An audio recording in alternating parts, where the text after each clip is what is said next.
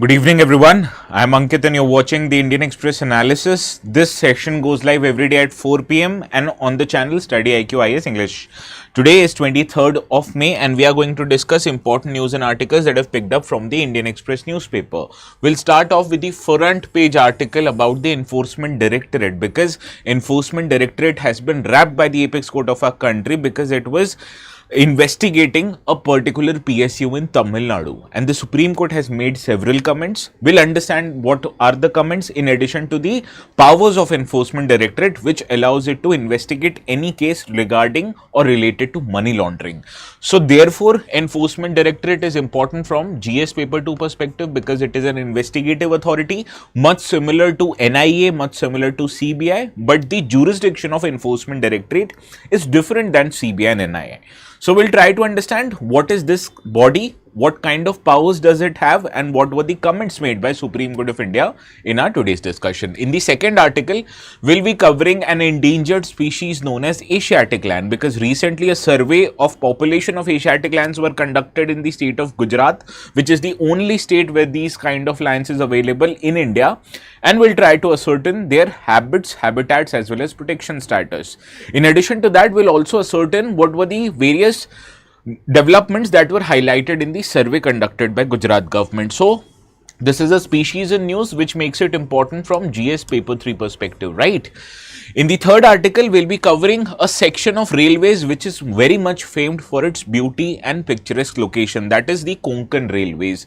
Now, Konkan Railways is a part of railways that is situated in the Western Ghats region, particularly on the western coast of India, stretching from Maharashtra into Goa, into Karnataka, and eventually it ends in Kerala. So we'll try to understand why is Konkan Railways is in news. It is in news because eventually it is merging with the entity Indian Railways. So we'll try to understand what are the benefits of such a move, in addition to few details about the Konkan Railways. Now this is a chapter or topic relevant from GS paper 3 perspective, particularly infrastructure sector. Okay. In the fourth article, which is a strictly economy related article, we'll be covering the details why RBI was actually selling foreign currencies in the market. Now, there was this news in the Indian Express newspapers today. It said that the RBI's selling of foreign currencies in the market this year has been much higher than the previous few years. So we'll try to understand the reasons why actually RBI sells foreign currency in the market. Also in the fifth article, this always relevant from external sector, that is GS paper 3. In the fifth article, we'll be covering a famous ship that has been commissioned by Indian Navy. This is an ancient ship known as INSV Kaundinya. So what is the benefit of this ship? What are the characteristics of it? We'll try to understand in this today's discussion. This is particularly relevant from art and culture perspective, not from security perspective. Why? I'll tell you.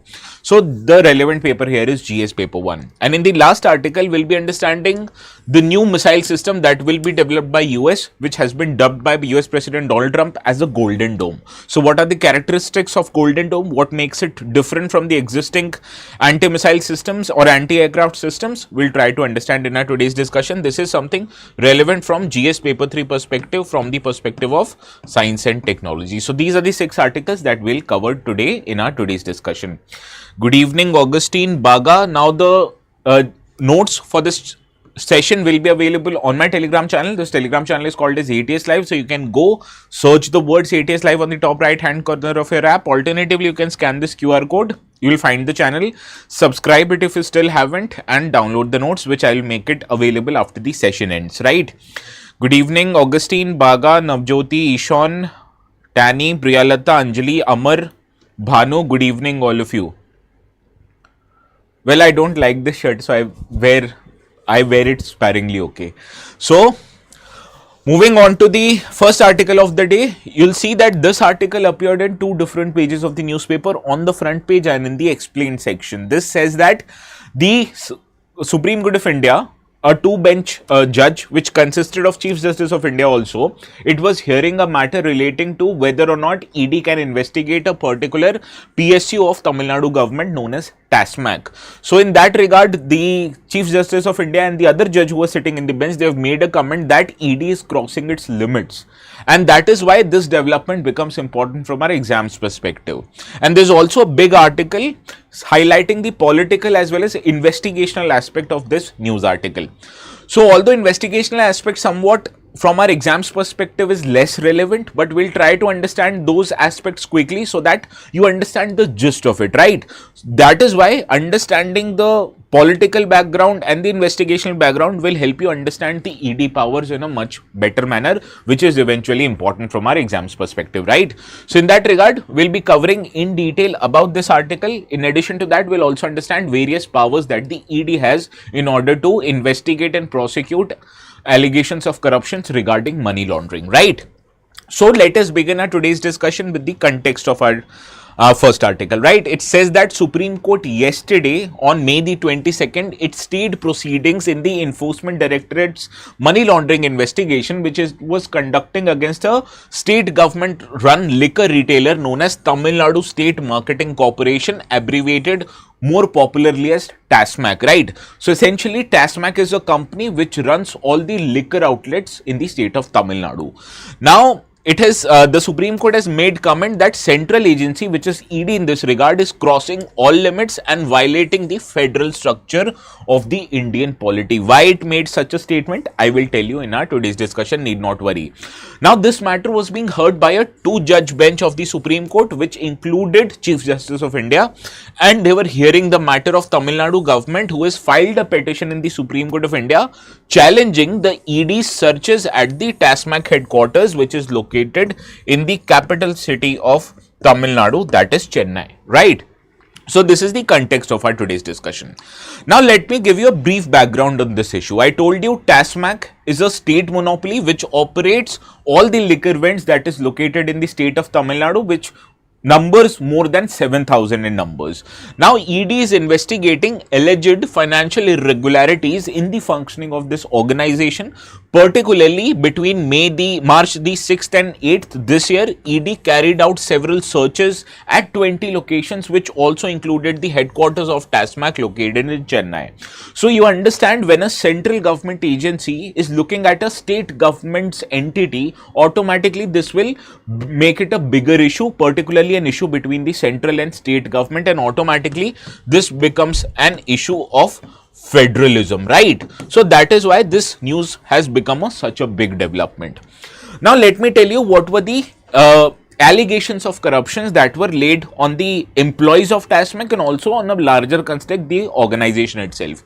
Now, the Enforcement Directorate, it began investigation based on 41 FIRs that were registered by the Tamil Nadu's Vigilance Department, and this was registered under the sections of Prevention of Corruption Act 1988. Now, you'll be surprised to know that these 14 FIRs has been filed from 2014 onwards, and they alleged that corruption activities is going on in the TASMAC organization, right? Now, these FIRs, they were registered not against the organization but against the individuals on many range of allegations. This included that many people claimed that there were overchargings in the shops of TASMAC. You understand, there is a concept in India called as MRP, which on any shop, be it a liquor shop also, they can't sell their products over and above MRP, right? So whenever a TASMAC company or TASMAC shop, which is a government owned shop, it is overcharging, automatically this brings the issue of corruption.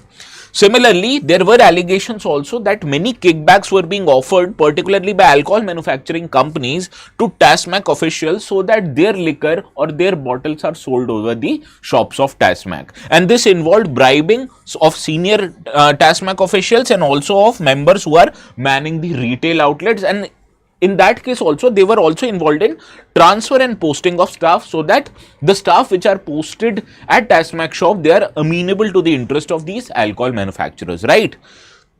Another issue that came up was that during the searches which was conducted by ED in the offices, it was carried out as per the provisions of PMLA Act, right? PMLA Act, it gives ED the power to conduct searches in allegation of money laundering. I will deal PMLA in detail in our today's discussion only, need not worry. Now, according to the news article, it said that when the searches were conducted by ED, it led to seizures of many incriminating data that said that transfers and posting even allocation of transport tender, bar licenses tender, indents that were passed by the organization, it favored only a few distillery companies, and even excess charge of rupees 10 to 30 per bottle were levied on the products that were sold in the TASMAC outlet. So you understand, this is why it is a big issue, because it involves many of the officials, or it allegedly involves many of the officials of TASMAC, right?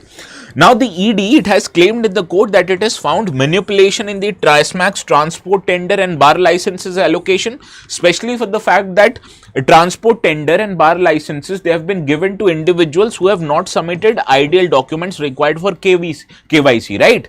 So when they have not submitted documents required for KYC, how have they be provided the licenses to operate bars, and how have they given the tender to transport bottles from one location to another? So this is why there are such a big allegation in the, yes, MRP includes profit also, maximum retail price, which means suppose if a retail price of this pen is 100, it includes everything.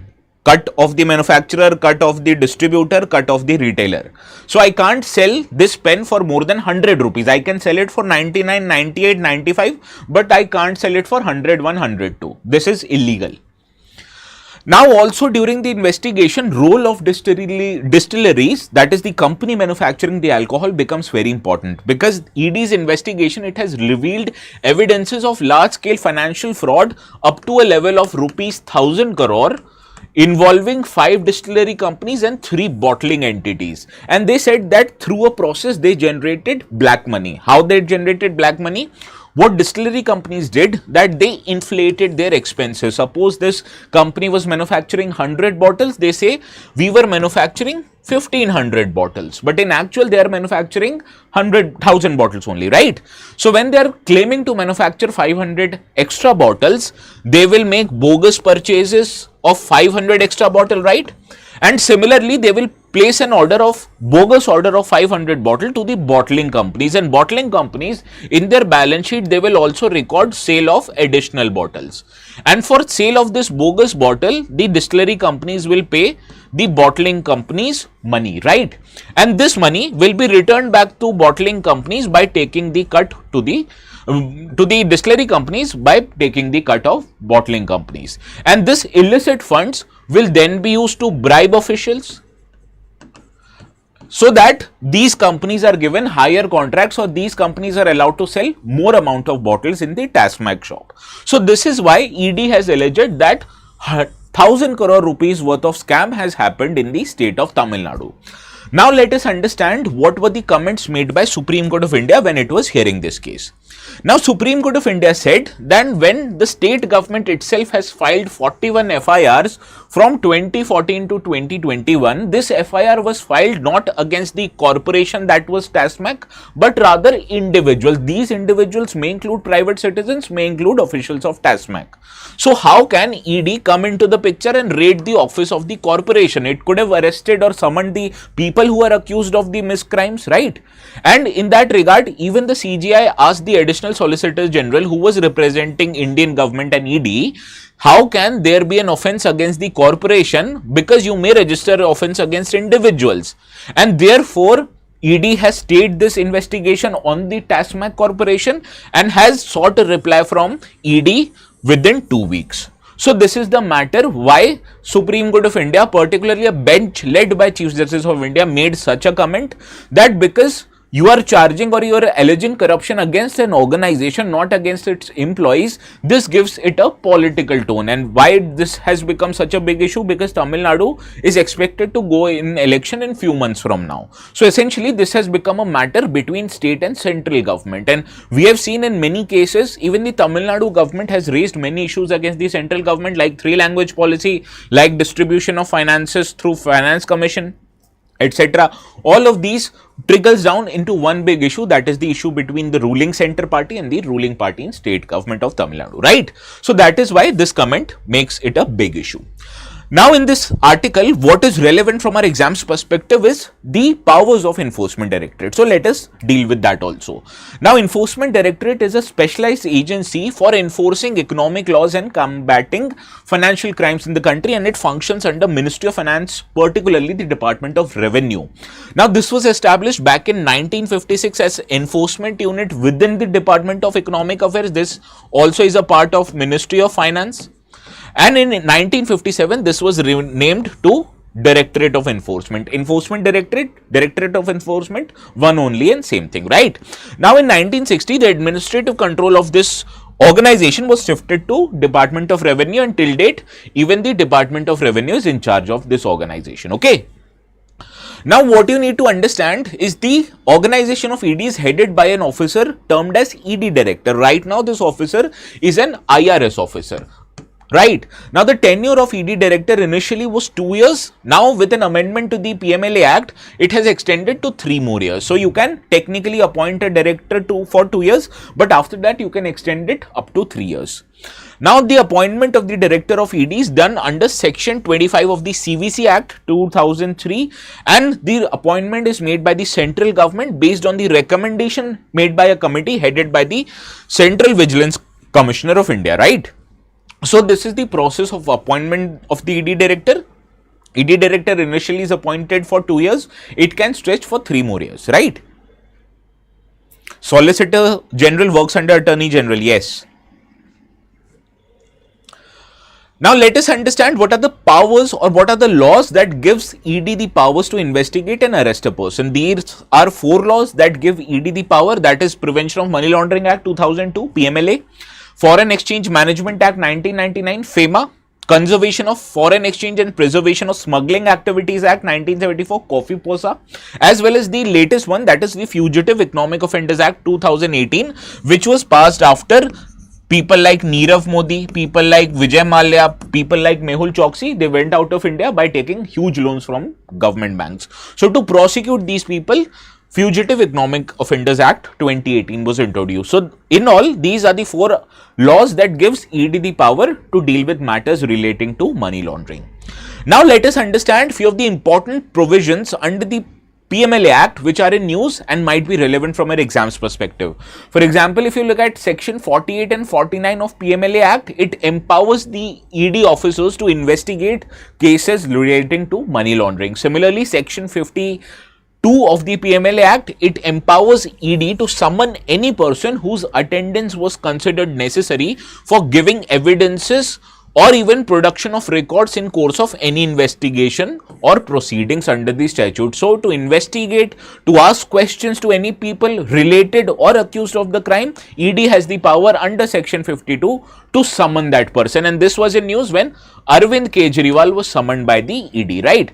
Similarly, another section, section 53 says that the individual who has been summoned by ED is bound to attend in person the hearing, or he can even send an authorized agent to represent himself or herself, and would be required to make truthful statements and produce required documents. This again was in news when Arvind Kejriwal refused to come to a summon made by ED to hear cases, okay?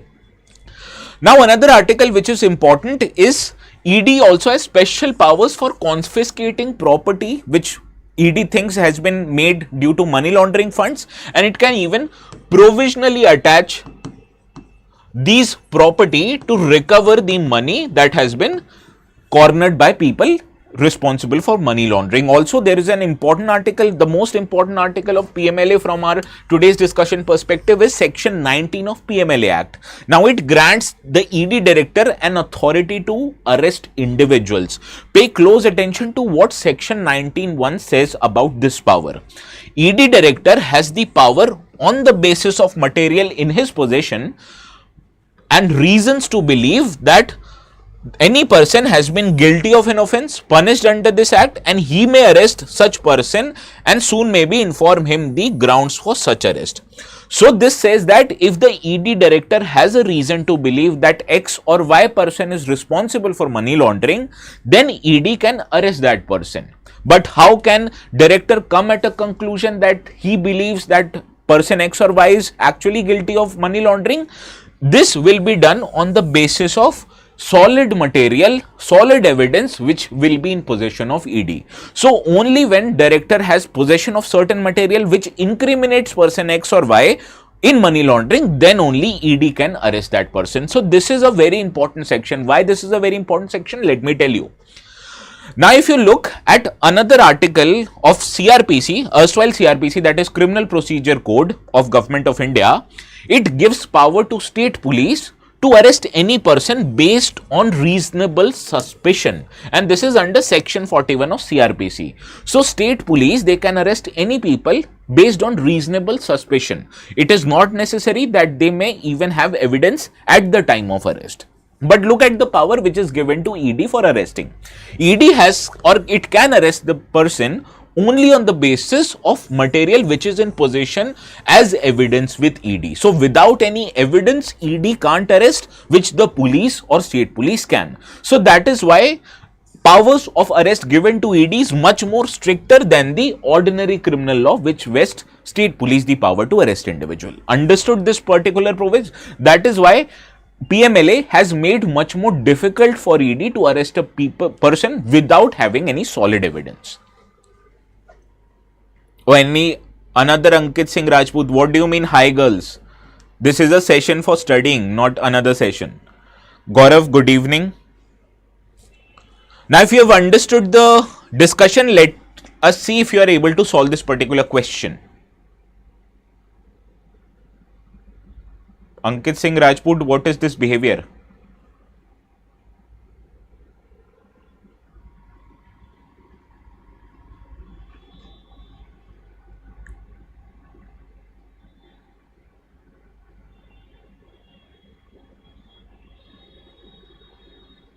Yes, all of you are right.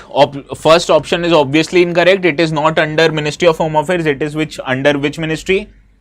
Yes, also a non-statutory body. Correct. And both of these are correct. So option B is the right answer. Amar, Reshma, Navjyoti, Diksha, Baga, Bhanu, Priyalata, Sarang, all of you are right. Yes, Reshma, correct. Ministry of Finance. Now moving to the next article, this appeared also in the explain section on the page 18, and it talks about lions are out of the woods. Basically, it is talking about Asiatic lions, right? Now let us understand the context. Why are we discussing Asiatic lions today? Now, a latest population estimation exercise was conducted by Gujarat government to record the population of Asiatic lions in India, and it came to a conclusion that India has 891 Asiatic lions, which is a 32% jump in population of Asiatic lions from the last census which was conducted in 2020.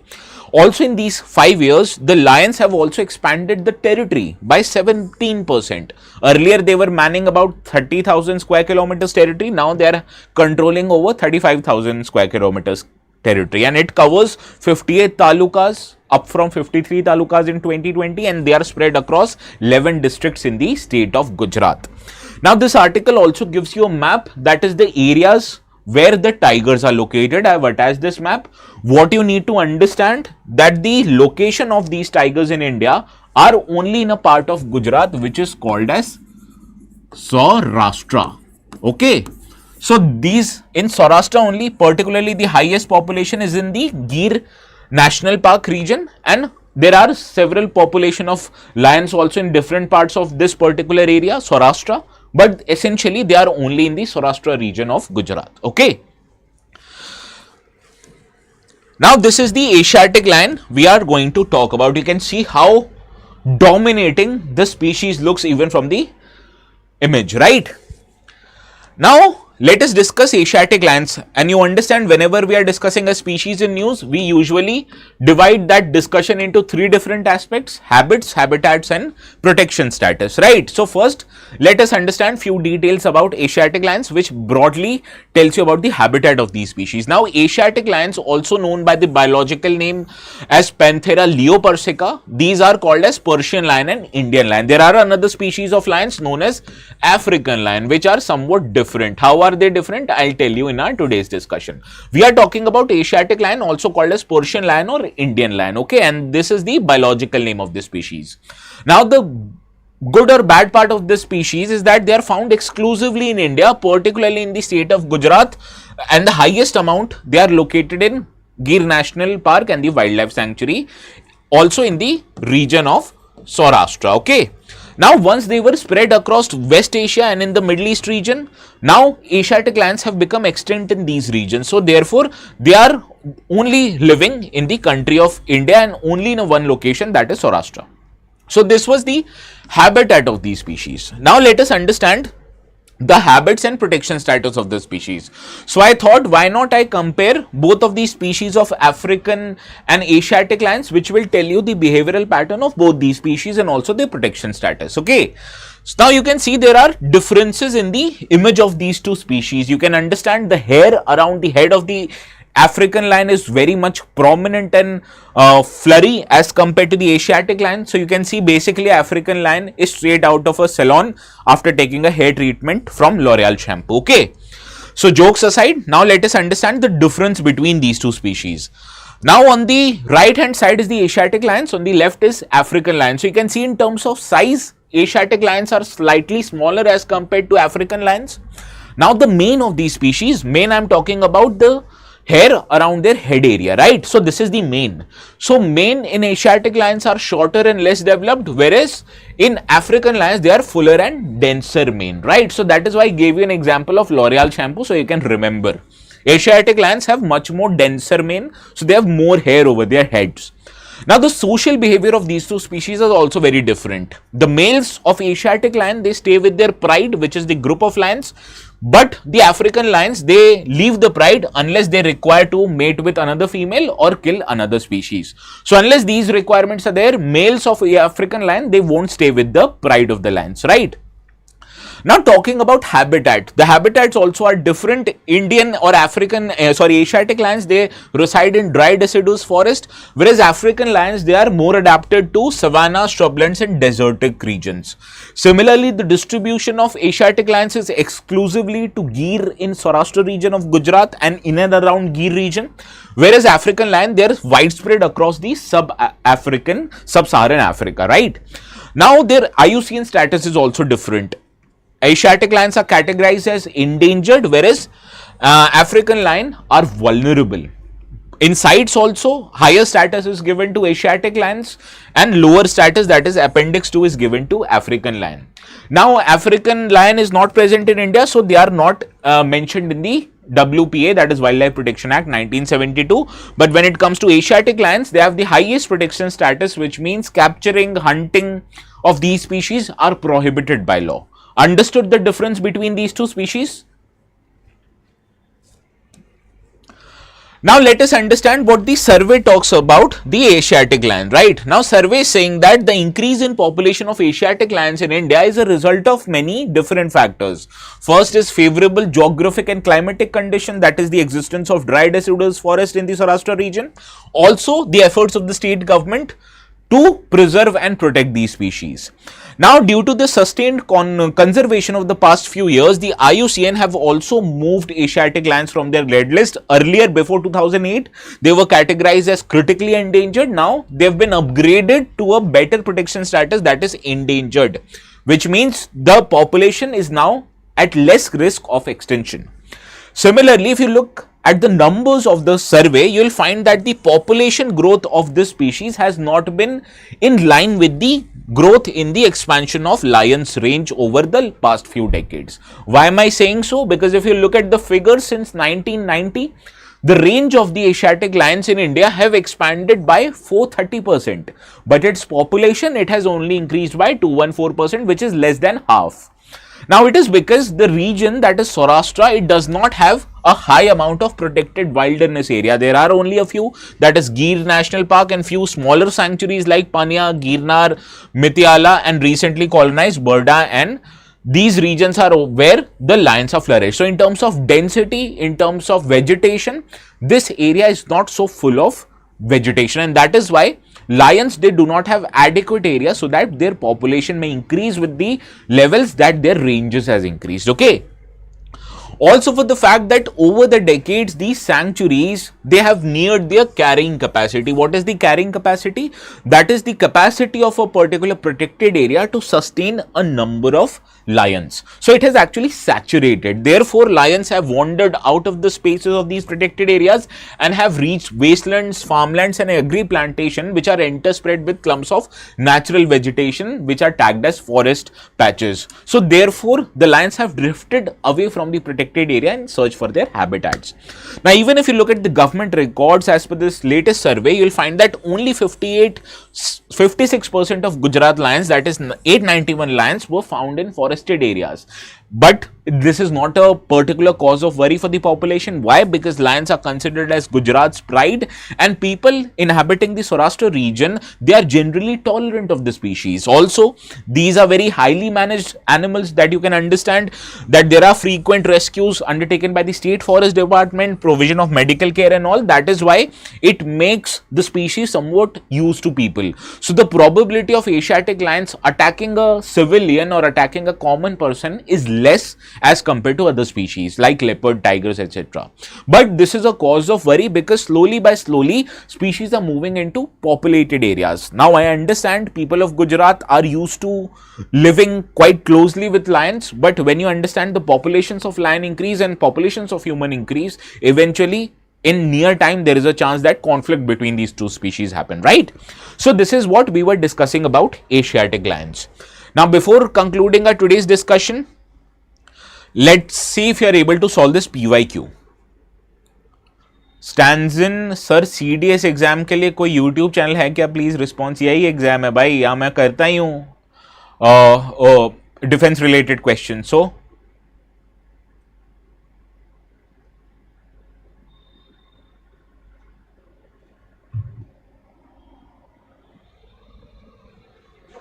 well, Asiatic lion naturally found in India only, correct. Double humped camel is naturally found in India only, incorrect. They are naturally originated in Gobi Desert in China, right? And they are not found in India. One-horned rhinoceros is naturally found in India only. The maximum amount of population of one-horned rhinoceros is in India, particularly in the state of Assam, but they are also available in countries of Nepal. So they are not available in India only. So only first statement is correct, therefore A is the right answer. Some of you have gotten it right. Baga, Bhanu. Bhanu, I remember, said C, then he changed it to A. Sarang A, yes, Bhanu, Amar, all of you are correct. Yes, Kaziranga.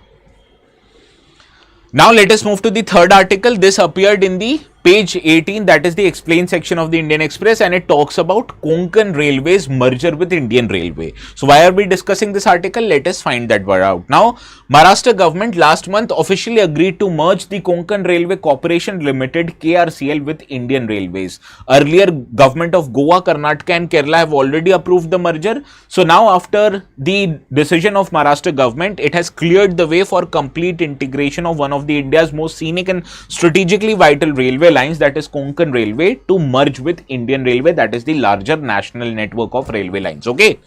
So in this regard, let us understand few details about Konkan Railway. Now, Konkan Railway was established in 1990 as a special purpose vehicle, which was headed at that time by Mr. E. Sridharan, also known as Metro Man of India, and this was under the Ministry of Railways. Now, the purpose of this special purpose vehicle was to carry out the task of constructing railway lines through the rocky Western Ghats region, as the terrain of this region is so challenging. Therefore, laying down of railway lines, making newer tunnels through mountains is a very difficult task, and it requires special expertise. So that is why a person like Mr. E. Sridharan was nominated as the head of Konkan Railway. Now this project, it officially began its operations from 1998 onwards, and it sought to connect states like Maharashtra, Goa, Mangaluru region in Karnataka as well as coastal Kerala region, and it has become a lifeline for both supplies of goods as well as passenger across the Konkan coast, that is the western coast of India, closely related to the Western Ghats, right?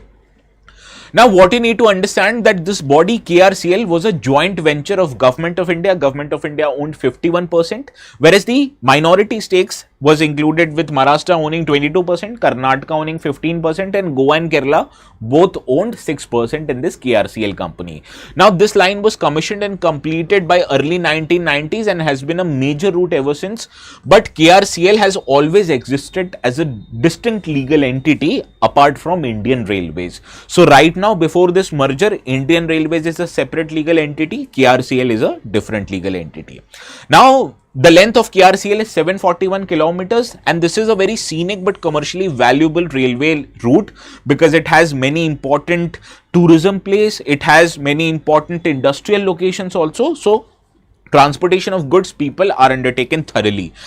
Now, this Konkan Railway line is substantially reduced travel time in the region and connected distant areas of major towns and cities across the shareholder states. So you can understand Goa, a very important tourist spot, also important industrial locations. Konkan coast in Maharashtra, districts like Raigad, etc., very important. Similarly, Mangaluru region in coastal Karnataka as well as coastal Kerala, all of these are major tourism and industrial hubs. So it connected all of them and provide quick movement of people as well as goods. Now, let us understand why the merger is happening. If it was so good, why is merger happening now?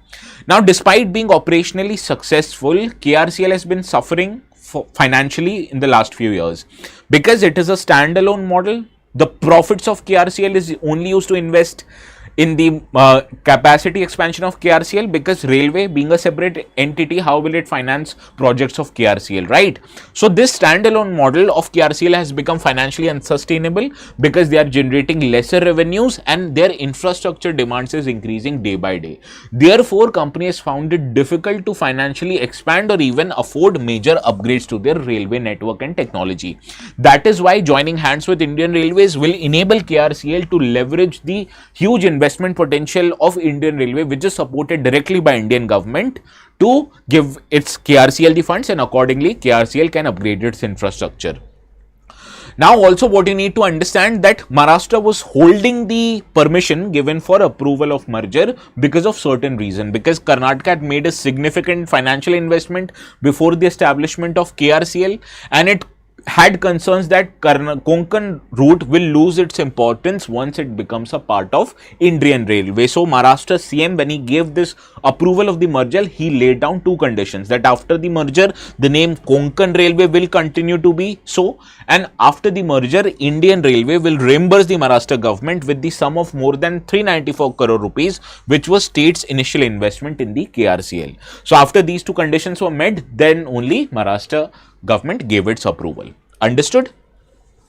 Now let us understand what will be the benefits of this merger eventually on the passengers, right? Now passengers will be obviously benefited because upgraded infrastructure will take place, which will improve frequency of the trains, may provide better security measures to train also, because GRP, who's responsible for security of railway, will be looking at security of Konkan Railways also. Also, it will provide increased connectivity with other routes of Indian Railways to different parts of the country.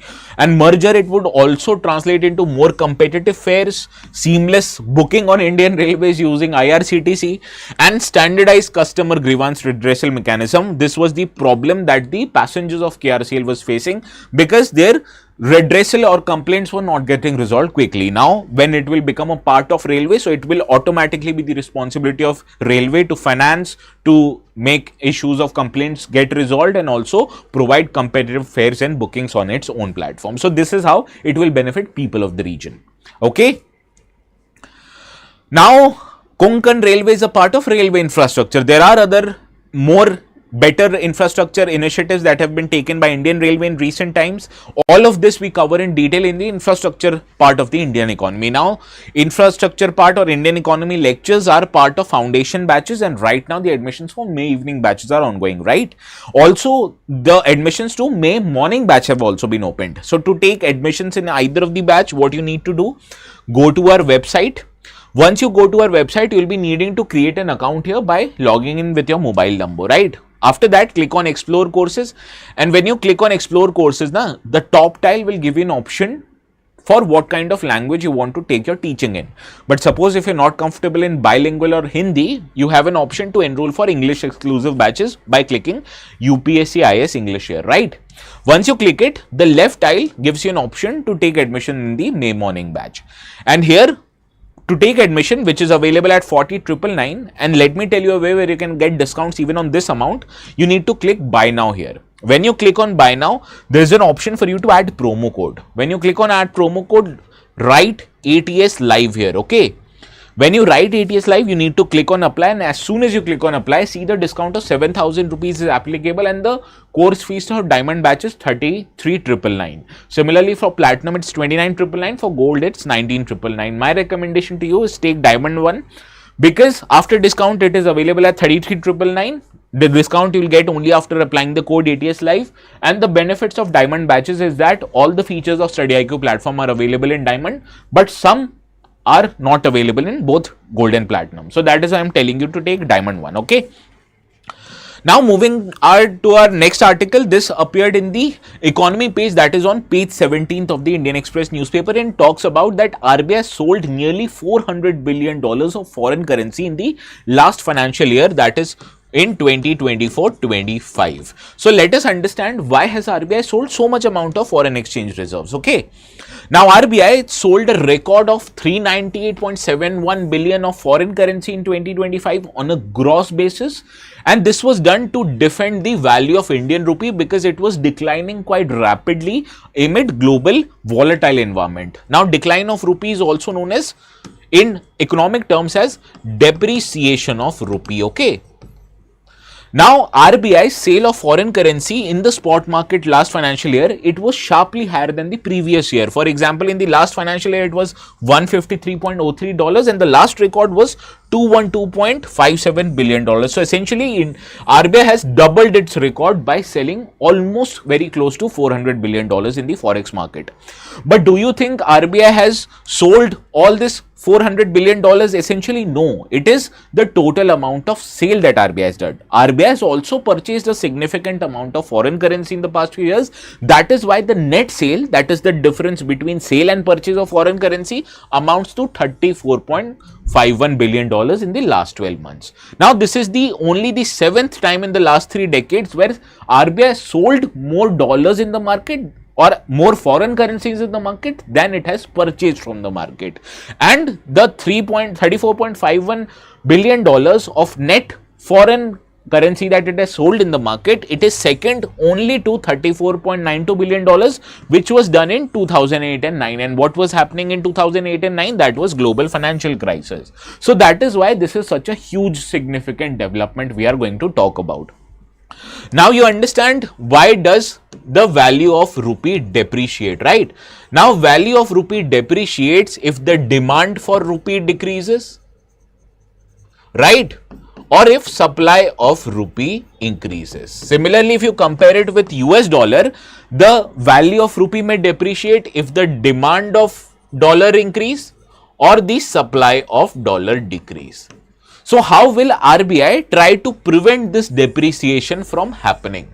It will try to reverse this condition, that it will try to increase the supply of dollar. And how does RBI increase the supply of dollar? It will bring more dollars from its foreign exchange reserve, right? So this is how RBI wants to control the depreciation of foreign currency by increasing the supply of foreign currency. And where does RBI is bringing this foreign currency from? It is bringing from its forex reserves. Understood? Any doubt? Now let us understand what happens if rupee appreciates. Rupee appreciates when the demand for rupee increases or the supply of rupee decreases. Basically the reverse of what depreciation was happening. Similarly, how does rupee appreciate? If the demand for dollar reduces or if the supply of dollar increases. So how will RBI try to control the appreciation of rupee? It will try to reduce the supply of rupee. And how will RBI reduce the supply of rupee? It will take excess dollars from the market and deposit it in its foreign exchange reserve. Understood? Well, it is not always with dollar. We compare it with one currency. Similarly, because why we compare it with dollar? Because dollar is the most famous currency everywhere, right? So that is why you understand now how foreign exchange reserve may increase or reduce. RBI is using the foreign currency from its foreign exchange reserve to either increase the supply of foreign currency in the market or reduce the supply of foreign currency in the market. Understood? Any doubt?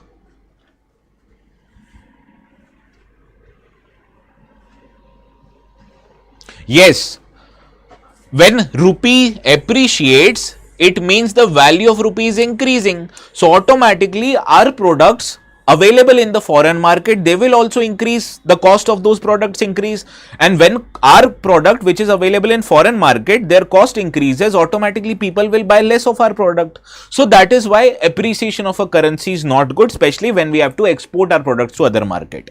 But also depreciation is not good for India, because we are also importers of many commodities from outside, like electronic items, like crude oil, like natural gas. So when currency depreciates, we'll have to pay more amount of rupee for same amount of crude oil that we are importing. So that is why we need to balance between these two countries consideration. We can't let our currency appreciate by too much. We can't let our currency depreciate by too much. That is why RBI plays a very important role in controlling the value of rupee. Understood? Now let us understand how or why RBI sells foreign currency in the market. I told you the concept. Now let us understand, is the control of supply of our own currency or supply of both actually? Well, you can't change mostly our own currency because it will change the growth prospects. More important from economy lecture, I am trying to just keep our discussion cursory so that I complete in time and make you understand, okay? If you want to know more, subscribe to the classes where I will take lectures and I will tell you each and everything in detail, okay? Now let us understand why RBI sells foreign currency in the market. First, obviously, is the reason to curb depreciation of Indian rupee, because if we don't curb depreciation of Indian rupee, our imports will become quite expensive and it will lead to inflation in the Indian market. And you understand the primary responsibility of RBI in the country is to control inflation. So it will control curbing of rupee depreciation, because when rupee is depreciating rapidly against the dollar, RBI will sell dollars from its foreign exchange reserve and it will look to increase the supply of dollar in the forex market in India. So it increases supply of dollar and boosts demand for rupee, helping to arrest the rupee's depreciation.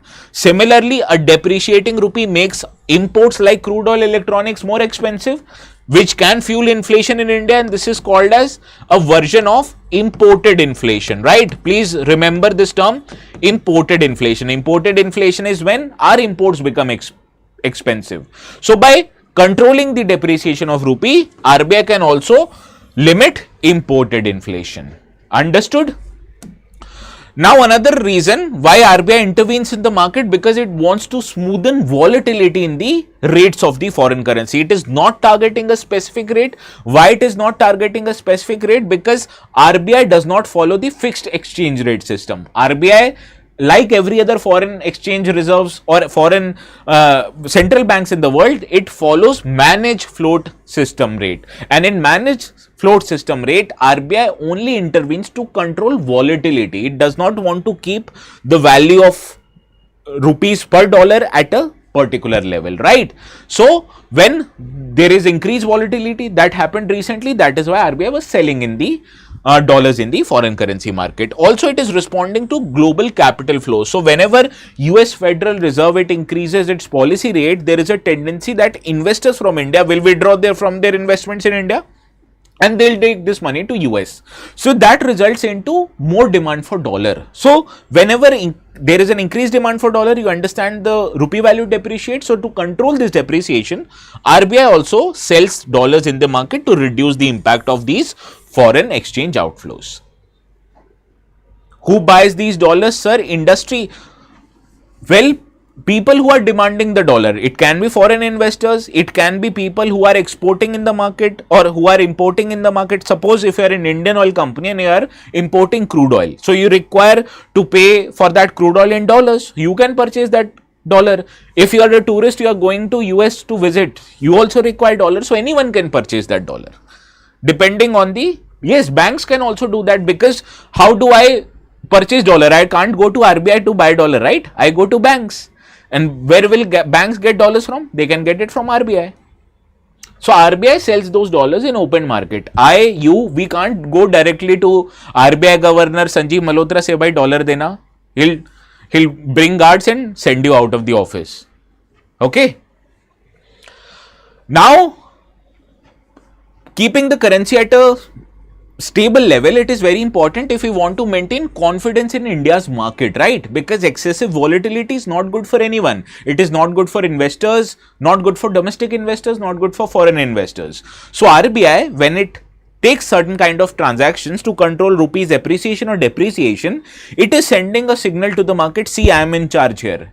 ये मेरा इलाका है, right? So that is why whenever a agency is in charge and it is trying to control the volatility, it sends good signals that this market is stable. This bank has huge amount of foreign exchange reserve which it can use to stabilize the market, and then only the investors will come to you, right? So these are the benefits why RBI takes foreign currency exchange in the market. Understood? Now let us understand the consequences of selling. Now RBI's defense of rupee, that is controlling of its depreciation, obviously has a huge cost. What is this huge cost? That is foreign exchange reserve of RBI. It reduced by $80 billion in from September 2024 to January 2025. Basically 4 to 5 months it reduced by $80 billion and it has come to under $625 billion. It went more than $700 billion, right? So to attract more capital inflows, RBI governor then Shaktikanta Das, he made a decision that he increased the interest rates that the banks offer on foreign currency deposits. That if you are an NRI living outside the country, there is an option in Indian banks that you can deposit or invest your dollars in the Indian banks in fixed deposit. So essentially RBI demanded that banks can increase interest rates on their FCNR deposits, which is basically an FD deposit for foreign currency, and therefore it will lead to higher amount of dollars coming into India, and that is why RBI can purchase these dollars and use it in its foreign exchange reserve. So this was the consequence that it led to reduction in the foreign exchange reserve. Understood this concept? Any doubt, or should I move forward?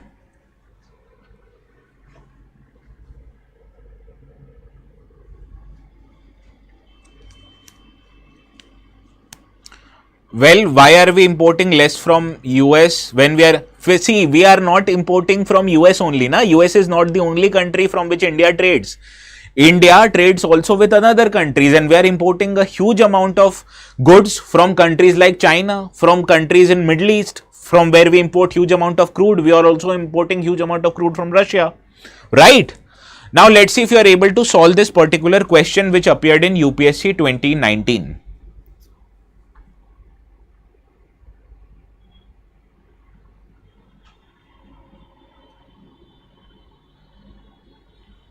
Fun, I told you, right?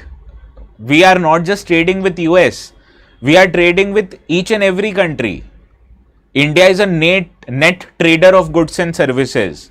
That India imports more than it exports in general, all things considered, all countries considered. Well, which will be not the most likely measure that the government will take to control the depreciation or slide of rupee? Now, whenever rupee is depreciating, which means essentially the demand of dollars in the market is high, right? So how does rupee depreciate? Where demand of dollars is high. And when the demand of dollars will be high, because you might need dollars for import, right?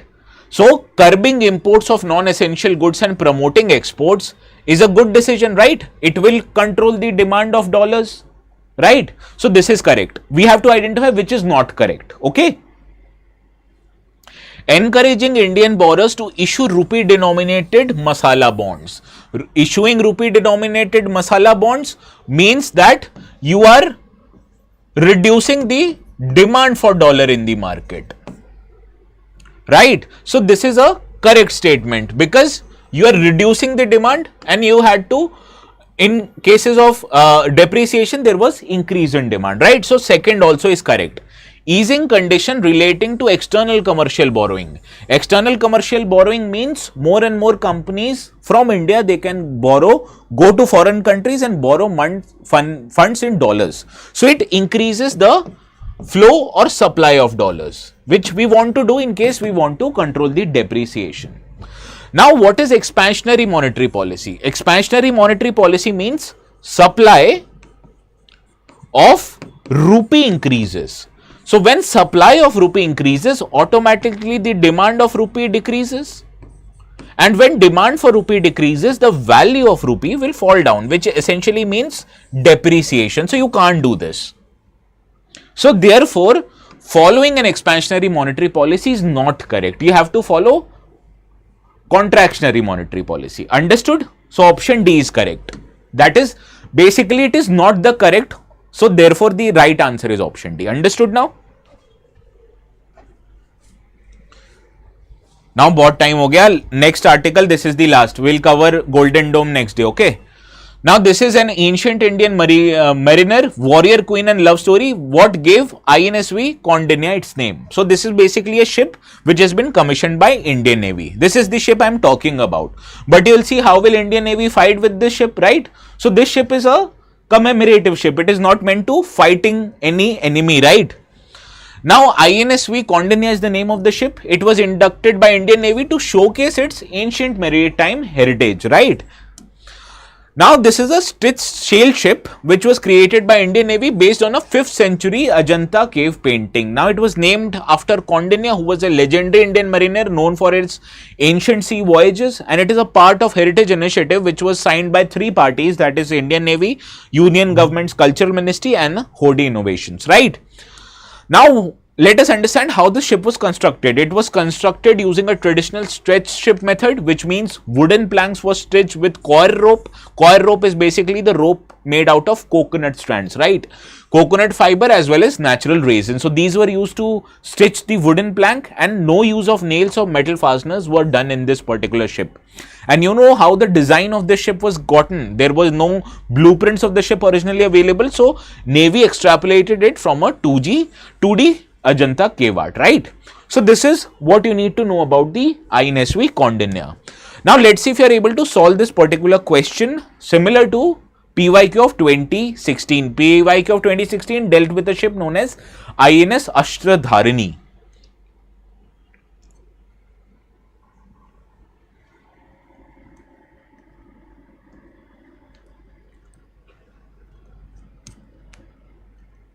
Yes. गलती से और मी मत बोल देना, वहीं आके पिटाई करूंगा सबकी. Okay, so this brings our end to our today's discussion. Next article is about 10 to 15 minutes long. It is already 4:58. So let's conclude our today's discussion. Whosoever watching this and giving prelims attempt, कल मत देखना session. Okay, have a very good, I wish you all the very best to those who are attempting prelims, and we at StudyIQ will discuss the correct answers of the prelims on Sunday, right? So let us conclude. You will find the notes on the channel ATS Live. Okay, this is the Telegram channel.